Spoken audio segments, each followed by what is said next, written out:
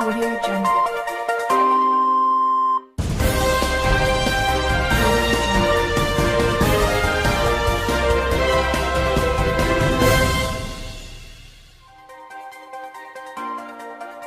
Hello and welcome to Mexico News Network's daily coverage. I'm your host, Elisa Carballo, and thank you for joining us today. Remember, we are broadcasting directly from El Dorado Royal Spa Resort by Charisma, a beautiful adults-only hotel located in the heart of Riviera Maya.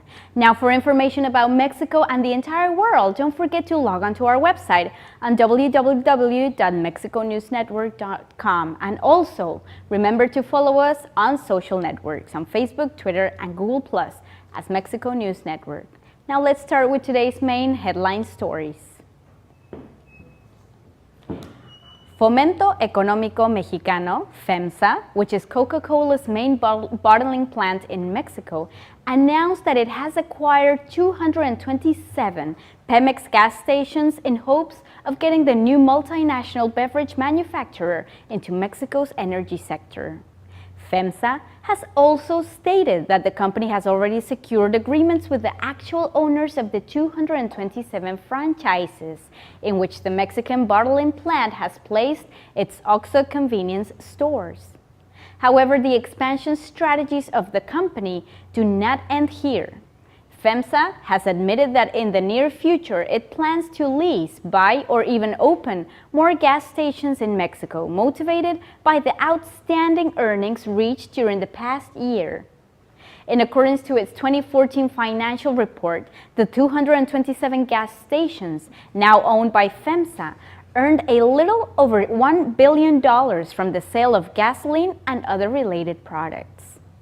FEMSA's venture into the energy sector can be attributed to the energy reforms approved in the Mexican Congress in the year 2013, which allow the participation of private investors, both domestic or foreign, more access to Mexico's energy sector. This is according to Spanish daily El País. For now, gas stations in the country are supplied only by Pemex, but in 2017, the owners would be able to buy gasoline from other oil companies. The distributor of Corona in the United States, which is Constellation Brands, has announced its plans to invest over $1 billion in a Coahuila brewery. This is with the purpose of increasing its production from 10 to 25 million hectoliters a year. This is a key move in the company's expansion plans. According to Forbes contributor Nathaniel Parrish Flannery, the U.S. market is opening up to brand new Mexican beer brands, which have experienced growth in sales between 7% and 14%. The Mexican trend in the American beer market responds to the changing dynamics of American consumers who have turned away from the leading brands, which are Budweiser and Coors. With the alliance of Constellation and Grupo Modelo, as well as the creation of Crown Imports, the distributor will be positioned as the third largest beer distributor in the United States. It currently distributes Corona, which is the top-selling import beer in the U.S., as well as Corona Light, which is the 8th place, and Modelo Especial, which is the 3rd place. The biggest competitor of Corona in the American market is Dos Equis, which is a Mexican brand owned by Heineken, which could be ousted by Modelo Especial in 5 years' time. This is according to Rob Sands, CEO of Constellation Brands. In Mexico, the beer exportation business represents $1.5 billion in profits per year. The leading brand in this sector are Grupo Modelo of Anheuser-Busch, and Heineken, which owns Cervezas Moctezuma and Dos Equis. Now, there are certain topics that can easily be related to Mexico: culture, traditions, cuisine, arts, and more.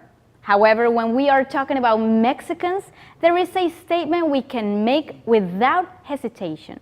We do love our sports. Mexican people support their teams with an almost religious zeal. Whether it's soccer, boxing, wrestling, or baseball, every single week, entire families fill stadiums and arenas to enjoy a good match or fight while enjoying a refreshing cold drink and a snack. It goes then without saying that the prospect of having a Major League Baseball team in Mexico is really big news. A few days ago, Rob Manfred, the MLB commissioner, spoke of a chance of adding a couple of clubs into the existing ones, all in American territory. However, he also disclosed his thoughts on international expansion. Currently, the only MLB team outside the United States is the Toronto Blue Jays after the Montreal Expos moved to Washington in the year 2005. Another topic addressed by the Major League Baseball executive was the need of implementing the new changes for instant replay reviews of umpires' calls in addition to a possible 8-game season reproduction. Manfred also announced the launching of the Spanish version of MLB's At Bat app for mobile devices, in addition to the StatCast player tracking technology that will be offered in all Major League stadiums. This feature will be included in the paid version of At Bat and during live broadcasts on TV networks. There is little doubt that the biggest news for Mexicans is the possibility of having their very own MLB team, or other teams for that matter. In words of Manfred himself, Canada is a big country and only has one major league team, and Mexico is certainly close enough that it would work. Relating sports, the NFL views Mexico, Canada, and China as the next markets to focus on as it looks to add more international games to the schedule. This is according to Albert Breer on the NFL Network. The league could be considering NFL games in those markets, similar to international series that already takes place in London in the near future. Outside these markets, Brazil and Germany are also targets for the league. There is talk that Brazil could play host of the 2017 Pro Bowl, which would be significant given the general absence of the sport in that particular country. Brazil has one of the highest populations of any nation in the world, and the Pro Bowl would be an excellent measuring stick for potential interest. According to the report, Germany is already developed a football watching public, so it could be a fit for holding a regular season game. The year 2017 isn't just significant for the Pro Bowl. However, getting regular season games outside the United States as the UK is a goal for that year as well. Mexico is the other front-runner, and the league reportedly dispatched a contingent 2 weeks ago to check out stadiums in Mexico City. Even though the country does not appear ready to host a game in the immediate future, the NFL is also very much considering holding training camps or scrimmage there. Television rights in Germany and digital rights in China are two big obstacles for those markets.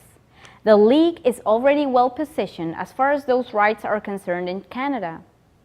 The league has talked in the past about getting a team in London full-time, and it remains on track for hitting its goal of 2022. The NFL has done a lot to ensure that these are now no shortage of teams traveling to London for games each year, with rules that teams that win a Super Bowl bid have to give up a home game within a 5-year period. After hosting 3 games last season, London will also host 3 more games next season, all of which have already sold out. If not for the Rugby World Cup, the league would have had 4 games in London this year, according to the report, and there is a good chance that happens in 2016. It is the next step as the NFL looks to expand its reach to the rest of the world. Now we'll be right back with more information on Mexico and Riviera Maya and the world of news and travel after these brief messages.